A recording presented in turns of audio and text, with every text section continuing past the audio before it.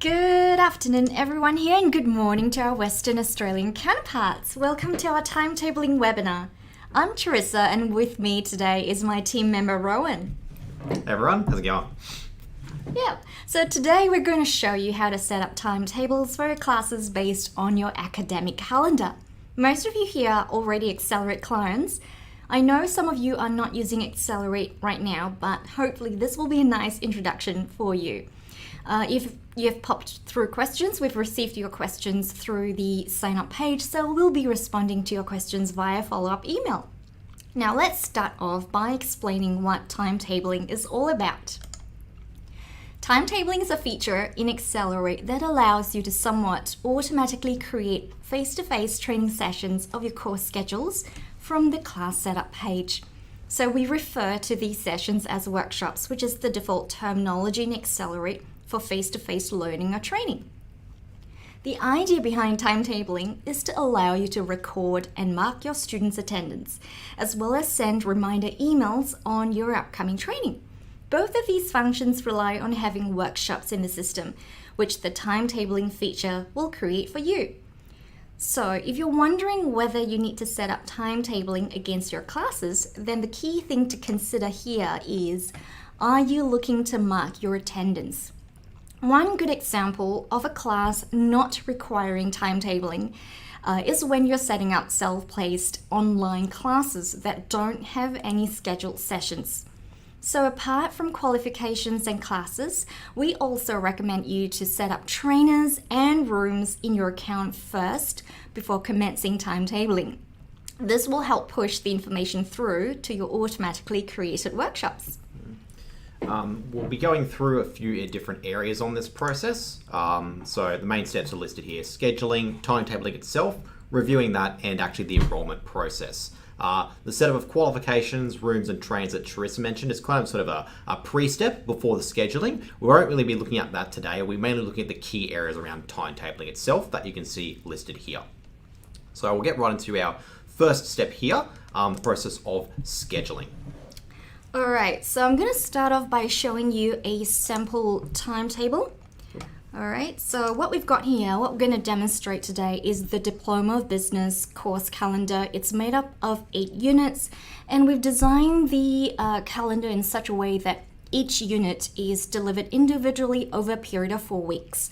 And the face-to-face sessions or workshops are typically every Tuesday and Wednesday from 9 to 5 p.m.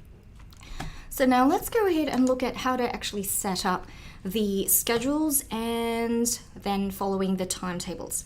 What we want to do is first head on to the classes page because we are going to create a new class. I'm going to add a class from here and I'll select the Diploma of Business qualification. And of course tick this off.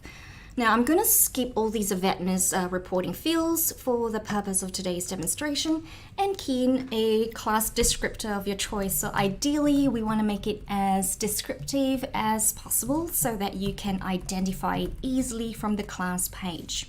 Yep. Alright, so we're going to call it Diploma Business 2021 timetabled. Okay, so with the start date, we are going to key in a start date of January 2021, and it starts on the 4th and finishes on the 13th of August 2021. So that will be over here. All right. Okay, as we scroll down the page, we are going to select all the units against that qualification. So we've already pre-configured the units against quals. I'm going to select all and proceed to create class. All right, we're going to start scheduling the class now. So to do that, what we want to do is head to the pen icon beside the class page or the class row and click on it. Then we're going to scroll down to the units listing below. Okay, so on this page, you can start off by ordering the units according to the sequence of your academic calendar. In our original example or the original timetable that we've set out, this is the order of the units that we are doing over here. But if you've got a different order against your units, you can always change that accordingly, for example, in this manner. All right. And once you've ordered your units, all you want to do is to click on Update Class. All right, so let's assume that you have ordered the units here, but I'm not going to do it in this case, and go ahead and update class. It's going to take you back to the class page where you will then once again click on the pen icon and scroll down to the units listing. We're going to proceed to schedule the units. If anyone's curious, the units by default will order themselves alphabetically as they appear. So that's the order we had listed here. So you may very well need to adjust that date order for most classes because it's unlikely you're delivering units in an alphabetical fashion. That's right. So doing this sequencing step is going to be very handy for the unit scheduling step, which is the next step. So once these units have been ordered the way that you want it to, we want to head to the timetable button and click into it. Now by default, aXcelerate takes you into the timetable view tab. But if you want to start telling the system when your units start and end, we're going to swap the view over to the simple view tab. And this is where all your units start and finish dates sit. So based on my calendar or based on my academic timetable, I'm going to start entering all the correct dates in. So this is a 4-week unit, so I start on the 4th of January 2021, and I'm going to finish on the 29th of January 2021. So this is a 4-week unit. Before I proceed to enter the units or enter the dates for the second unit, I'm going to show you what the clock icon over here does.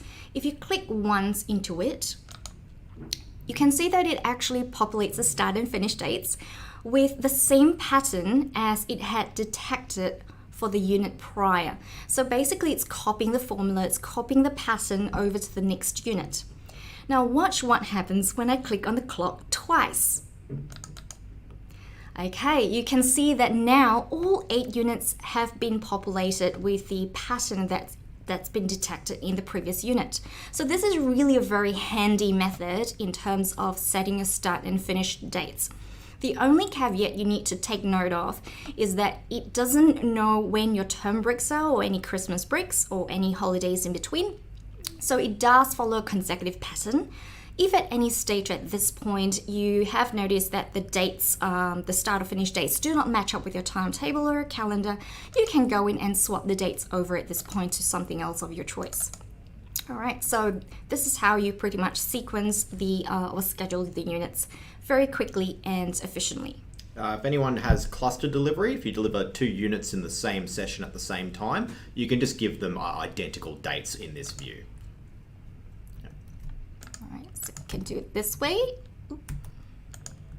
Yep. All right, so this is just a clustered learning. Okay, so I'm going to revert this back to our normal schedule. All right, so once you're happy with the start and finish dates, all you want to do here is to update the schedule. Okay, and what we want to do once you've updated schedule is to go back to class and do a quick review of the dates that you see. So you can see over here that the dates have already been entered according to what the calendar is about. If you want to make any changes at this point, once again, head back to the timetable button. Okay, and swap over the simple view. All right, next up, we're going to show you how to timetable your units individually. So the first step is, of course, getting your schedule in, but next we want to move on to timetabling, where we'll actually see about putting in some workshops. Those are those face-to-face sessions we mentioned. So what we'll do is we'll return back to the class. And if we scroll on down, we'll see that wonderful schedule. And what we're trying to do is get this workshops column all filled up. You can see that, or we have no workshops at all. We have a nice none there. And what we're going to do is use this timetabling feature to have the system create workshops for us. So I'll click through into here. And we're going to go to this timetabling view, which we more or less moved past before. You can see all the units are listed here, and they've got proposed dates against them. These are the dates that are being pulled from the schedule, and there's a good reason we've done that first, which you'll see in a moment. And we're going to start timetabling each of these units. Now, generally, we're going to be doing this one at a time, and that's because each unit here has its own delivery date range. So this unit is done first, then this one, so we're going to be doing them one after the other. If we had any cluster delivery, like the 2 units delivered twice that I mentioned before, we would just tick both before moving on. But as I mentioned, these all have different dates, so we're going to be going through one after the other. First one ticked, we're going to then click the Create Timetable button here, go through to the next screen. What did Lex do? There we go. So at this point, this is where we're effectively configuring what the workshop will be in the sessions it has. The first thing to take note is the session name. You get two default options. You can choose just the unit of competency code that this is for, or you can choose the name of the class that this is from. Those are generally fine. Bear in mind that these names are what's going to actually appear in the aXcelerate calendar. So it may be worthwhile, especially if maybe this unit's been delivered in a couple of different classes, to put in your own custom name for it. So I'm going to put this one here, do other, and just put Diploma Business, like so. Just so it's a bit clearer for people looking at the calendar. Below that, we have the unit of competency that's being associated with this workshop. That's what we want. And we also have this option here, the option to synchronize your dates. So what this means is that by default, this will be ticked and it will try and synchronize the dates of the unit with the dates of the face-to-face session we're creating. So if your timetable and units matches up exactly, you attend sessions, and the second those face-to-face sessions end, the units stop also, then you can leave this ticked, and that's what we'll be doing here today. However, if your unit continues after the face-to-face sessions end, then you may wish to untick this. I've seen this before in cases where maybe you have 4 weeks of face-to-face sessions like this, but then the unit itself continues on for another week as students complete assessments. So exactly what to choose here will depend on your own timetabling setup. In our example though, each unit's delivered one after the other exactly, so we're going to be leaving this ticked so that the dates will line up with that. Further down, we then actually have the timetabling section itself. So we can see here that we have the start and end date of the period, and that's being pulled through from the schedule we did earlier. That's the main reason we did the scheduling in the first place, so we don't have to go through this one at a time. It's already preloaded for us. Below that date range, we then have to decide what days of the week we'll be putting those sessions in. And if you recall back to our example up here, each of these sessions are going to be every Tuesday and Wednesday during the delivery date range from 9 till 5. So we're going to replicate that same sort of pattern here. So Tuesday, 9 to 5, like so. You'd also then ideally select a trainer and a room that is going to be part of. This is the one reason we recommend setting up your trainers and rooms before getting into timetabling. That's the Tuesday done. We're also going to put in the Wednesday, which will be at the exact same time. And again, in the same room, like so. Now, that can be a bit of typing. To help speed that process along, you can actually save this pattern and use it again later, which we'll be doing a lot during this initial setup process. So I'm going to save this one. We're just going to call it Tuesday, Wednesday, 9 to 5, Chris in room 3. Something nice and descriptive and short so we know exactly what this pattern is going to be about. Once you've entered that, we'll hit Save Pattern here. And you'll see that it becomes part of this little drop-down list here, where you can choose from all your different patterns you have saved. You load one in, just click an option, hit the blue arrow, and as you can see, it will load in a totally different set of things, saves you all of that typing work. We're going to revert back to the Chris one, the correct one, and we'll be able to continue onwards. So what this will try to do is it will look between this date and this date, and for every single Tuesday and Wednesday it finds, it will attempt to create a session from 9 till 5 with Chris in this room. So what I'm going to do now is click the Submit button here to get a preview of what that will be like. And you can see here, all these green boxes are the sessions that it will attempt to create. So this is looking pretty good. If you get any clashes, say a trainer or a rune's being used at the same time, it'll flash up in here in red. Additionally too, you may find that the dates may be wrong. I know personally I've had examples where the wrong year has been put in, so these sessions have stretched all the way down the entire page.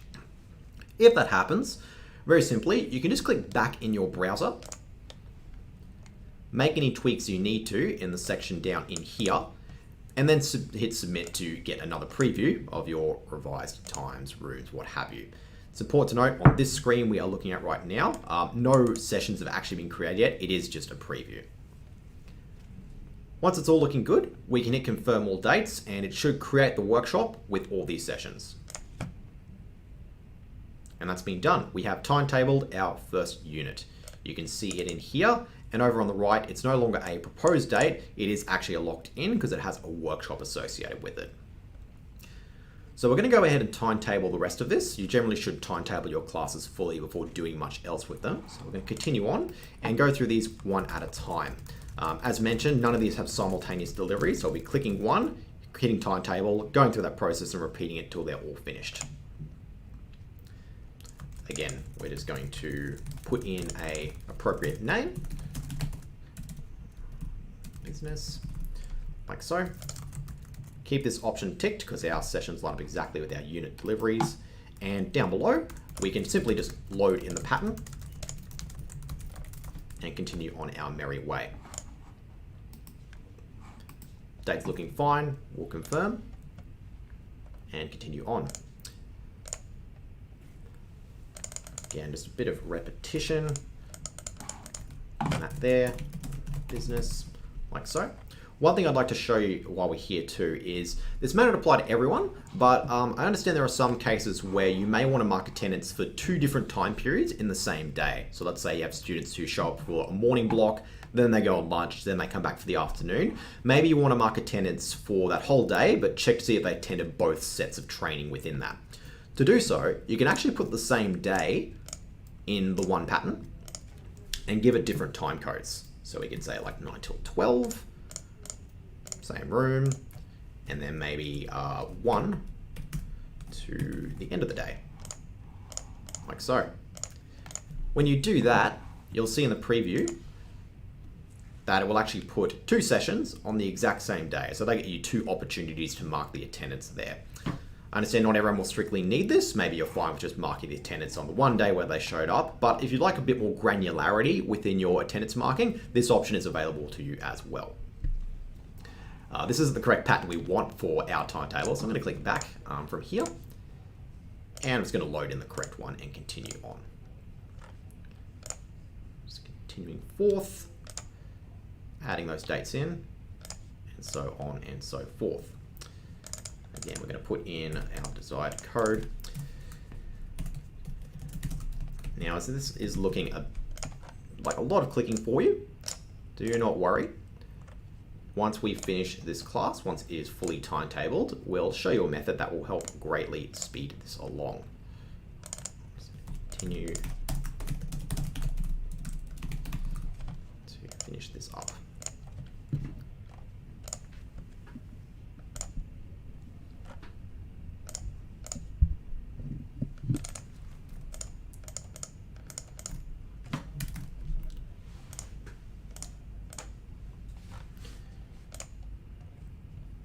Oops, I've realized I've forgotten to put that in. So yeah, always remember that on this next screen, it is just a preview. So double check everything here before you confirm, because at that point the workshop will be created. Now, timetabling is a very in-depth area of the system. There are more than one ways to do this. We're showing you sort of the main simplest method, but in part 2 of our webinar, we will actually be showing you things for rolling enrollments, and there are indeed even more interesting setups you can do that will often be sorted out by your onboarding consultant should you come on board with aXcelerate. Last unit here, almost to the end. We'll put in our wonderful name, load in the exact same pattern, all coming together. Confirm our final block, and we have fully timetabled this class. If we were to go back here to the class itself, you can see that workshops column from before that had none now has a bunch of edit pens in it. That indicates that there's actually a workshop there. So that timetabling process has created workshops on your behalf based upon this schedule that we've put in earlier. These are real workshops. They are appearing in the aXcelerate calendar. If we were to go ahead to January, I'm just going to go to the calendar now by clicking on it. Let's jump ahead to next year. You can see that they're all appearing, having been created by the timetabling process. As you can see, the username we've typed in, so that's one reason we've put the code and the qualification name in there, so you know exactly what it's for. But that's effectively it. The fundamentals of timetabling have been done here. So I'm going to move on now to the review process that you should generally perform after timetabling a class. Thank you, Rowan. Okay, so now that Rowan has fully timetabled the class, you will have noticed that, all right, from here, the dates have changed. So the unit start and end dates have slightly been modified, and that's because the overwrite units of competency to match the workshop dates has been ticked. And by this, when you enable this option or tick this off, that means that, as Rowan had explained, that the workshop start and end dates will sync with the unit start and end dates. So if you want to retain the original dates as the 4th of January, we'll have a look at the timetable again, 4th of January to the 29th of January, make sure that box is unticked. All right. So let's have a review of the timetable, and then I'll show you how to duplicate classes. The thing with aXcelerate's calendar is that it has no concept of public holidays. So as you timetable your workshops or face-to-face sessions, the system doesn't know or can't pick up which days are public holidays. So if you do have a list of public holidays that you want to go in and modify the workshops for, this is how you do it. So simply click on the penned icon beside each unit, jump into it, and this will take you into the workshop setup page. So you'll see all the dates that has been scheduled against or timetabled against this unit. You can click on show all complex dates to display the entire list of dates. Now, if you have identified any day that is falling a public holiday, what you want to do is to click on the pen icon beside complex dates to update them. So over here, this is a great example because we all know the 26th of January to be Australia Day. So this is essentially a public holiday where there will be no lessons. If you are planning to have a makeup session for this day, what you can do is to click on the pen icon beside this session and simply modify the date to the 25th, for example. You can also change the trainers at this point or change the times as well. So finally hit update and you will see that the 26th has now been changed to the 25th. Alternatively, if you're not having a session, you're missing or skipping out or cancelling the workshop altogether, what you can do is simply head to the red circle and delete the session altogether. All right, so in this way, these are all the remaining dates that are against that particular unit. So if you go back to the workshop details page, these are all the finalized dates. Now I'm also going to show you how you can add a second trainer to the workshop. So if you're wanting to add another trainer, what you want to do is to head towards the trainer field here in the right box and click on the pen icon. It's going to take you into this extra trainer section here where you can select a second trainer. So you do have to put in the number of hours this trainer is going to be training Sessions. for. Or sessions. Yeah, if you drop down an hour. Yep, or change it to sessions. That's right. So there is a different options for you to choose from. And finally hit the submit button. Okay, so when you head back to the workshop page, you will see that now there are two trainers attached against this particular workshop. So if you're trying to monitor like which trainer is on which day, you'll probably want to go to the complex dates and alter it in there. Whereas, change training here, if it's more about it's two trainers doing the thing the whole way through, it's much simpler to simply put them in here as Teresa's just shown. Okay, so let's head back to our classes page and look at the class we have class timetable. So we have our 2021 class that we have timetabled over here, so that's all done and dusted. Now what we're going to do is we're going to attempt and create a second class, presumably for the 2022 intake. So assuming that there is a second intake the following year, we're going to, rather than creating a new class from scratch, we can actually duplicate or copy the class. So you will notice that there is a duplicate button beside the class. So simply click into it and give your class a new name. So this is our 2022 intake. And we'll also change the start date to the first Monday of 2022, which in this case is the 3rd. So with the 3rd of Jan 2022, you'll see that the system has picked up the course duration and automatically populates the end date for you, so you don't have to calculate it yourself. You can also duplicate the linked timetable, and what this does is it copies a pattern of whatever it has detected in the original class. So if you're trying to copy that, go ahead and submit the duplication. Alright, and now your 2022 intake has been timetabled. So what we want to do is, rather than just letting it sit there, we definitely want to go in and review the dates. So as you scroll down to the unit listing, once again, it has populated the start and end dates with the 2022 version. The system has picked up the pattern that it's noticed in the 2021 class and applied the same pattern to it. So if there are any dates that don't line up with your academic calendar, once again, you can jump into the timetable button, swap over this as simple view, and simply modify any of the dates that you see over here. Alright, you'll notice that with the timetables, it's also pop all these dates in here as well. Okay, so it is always a good practice to check the dates of any workshops in your duplicated classes, because once again, the system doesn't know when the public holidays are, so you will just have to make any changes as necessary. Alright, so this is pretty much how you review your classes and duplicate them very easily. Next up, we are going to show you how to enroll students into timetable classes with linked workshops. So this is all leading towards enrollment. So we've gone through the arduous process of setting up a class. We've duplicated it for the year ahead. And just as a reminder, as we've tried to highlight, when you do that duplication, it will copy a whole stack of workshops for you, but it is very important that you do review it because the pattern may not be precise. So yeah, try not to duplicate and forget it. Always review things that you've timetabled and things that you have duplicated. We've gone through and reviewed ours though, so we're actually going to jump back to the original 2021 class, and we're going to enroll a student and see how that interacts with all the wonderful workshops we've had created. I'm going to click into the class itself, which will bring us to the matrix up here, which is just the summary mainly of everyone enrolled in here, with which there is no one. And we're going to change that and enter a student now. So I'm going to click the enroll button up here, and let's put Charissa in, like so. And upon clicking enroll contact,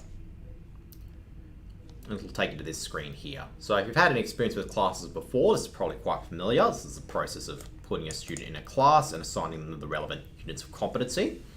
A few things to pay attention to. One, note that the commencement expected completion date have all filled in. It's syncing up with the class schedule. So because this is a scheduled class, it's going to apply all those dates to the relevant units down in here. So that's definitely what we want. Another important step is this option in here under linked workshops. So by default, the student isn't actually going to be booked into any of the workshops that are part of the class, and we definitely want that. If you're attending this timetabled session, you should be showing up to the face-to-face stuff as well. So we're going to make sure that is ticked.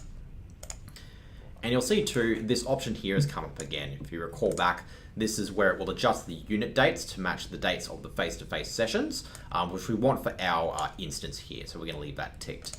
Again, if your situation is different, if your unit does not continue on the exact same time period as your face-to-face sessions, you'll want to leave that unticked.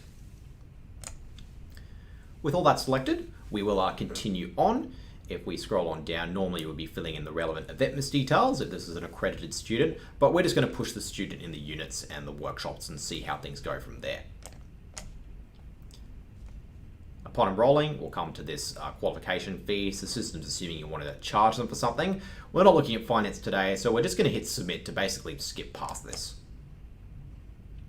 We're now looking at the student's enrollment into the Diploma of Business 2021 class, and you can see down below that Charissa has been enrolled in a whole stack of units as per the class, and she has been booked into all these different workshops here. The system has done this for us, so if we actually click on the dates for any one of these, it will take you through, and you can see this is a workshop that was timetabled, and the student has just been fed in automatically. So you don't need to go through, dig in the calendar, find each session and book them in one at a time. If you enroll the student in the class, you can flow them through to all of the linked workshops in one action. We'll return back to the class enrollment now. One thing that can occur is you may have a student who has a credit transfer, for example. So let's say that Trissa has done this unit before and she's actually been transferred across. In those cases, it may not be necessary for the student to show up to one of these sessions, as an example. So let's change this to a credit transfer. Excellent. We'll change these, the application of credit transfer date. We'll put that on here. Whoops, can't copy. There we go. We'll apply credit transfer. We're going to get a warning up here, and that's because the date is well in the future. It's like a year from now, so we're just going to disregard that for today's purposes. It's flagging it again here, but we're mainly just trying to hide that this unit has been credit transferred. However, note that the workshop is still in place. So in this case, Trissa's already done the work, so we're not going to have her turn up to a session. To remove that, if we click this edit pen at the top here, it will take you through and give you an overview of all the linked workshops for this class. And we can see that currently Trissa's in each one of these. What we're going to do is change this credit transfer unit to no workshop like that. Going to show up for a unit you've already done. And then we can scroll down and apply those changes. Note again that this option appears once more, the sync dates. Again, if your situation is that units do not match the workshop dates, you would want to make sure this is unticked. We're going to apply that change now. Brings us back to the finance screen, which we're sort of skipping through. Again, we're just going to hit submit. And now if we scroll down, you will see that that workshop has just been removed. So this has been credit transferred. No need for the student to shop for that. But for the rest of the units, which are yet to start, we will be putting the student into these face-to-face sessions. Now, another scenario that can come up is you may be enrolling a student manually into a class and you've forgotten to hit that tick box that says book on linked workshops. Let's go ahead and see what happens in that situation. We're going to go back up and return to the class. And let's enroll someone else. Let's put, we have a different student. Yep. Let's enroll her here. And we'll go through, the dates are there, the units are selected, but we'll just be negligent and let's say we forgot to tick this box, for example. And we'll continue on and focus on with the enrollment. Back to this finance screen, which we're skipping through. And now we're back to enrollment for a different student. The difference here is that you can see the workshop column is actually completely empty, so the student hasn't been put through to any sessions. Now to fix this, all you have to do is click on this edit pen in the workshop column again. If we go ahead and do that, you'll see that because this is a timetable class, the system knows, oh, you've got a bunch of workshops linked to this. Do you want to book the student into those? And we'll go ahead and say, yep, sure thing. Book it in for all the units. And upon confirming that, which may take a second, bring us here. Once again, we will return to the enrollment. You'll see that it's just plopped all those workshops in. So although we forgot that option when we were enrolling, it's quite an easy fix to get them all back. And if we were to click through into any one of these, you'll see that the student has been successfully booked in. So we don't have to go through and do any manual bookings. Even if you do a class enrollment and forget to do that, book on linked workshops, it's a very easy fix and the students will appear where they should. And that's effectively what you can expect mainly from the enrollment process. As you can see, timetabling your classes can be a little intensive for the first one, but with the duplication and the ease of enrolling students into it, it can offer you a lot of benefits for managing workshops in the system. All right. Okay. So that wraps up today's webinar on of part 1 of using aXcelerate's timetabling feature, and hopefully this gives you an idea of how the system can help build up your class session schedules. If you've popped any questions in the chat room, we will be putting together the responses to your questions and send those out to you very shortly. Our next webinar will cover part 2 of timetabling, which is specifically addressing how to manage rolling enrollments. So we do see some questions in the chat room asking about rolling enrollments. If you have a schedule that allows for students to join lessons at any point during the study period, we're going to show you how to timetable classes to get this working in aXcelerate, because there is a very unique procedure and process to addressing this or accomplishing this. So this will be a really great watch for any CRICOS or ELICOS providers. Thanks for joining us. See ya. Hope to see you there. Bye, guys.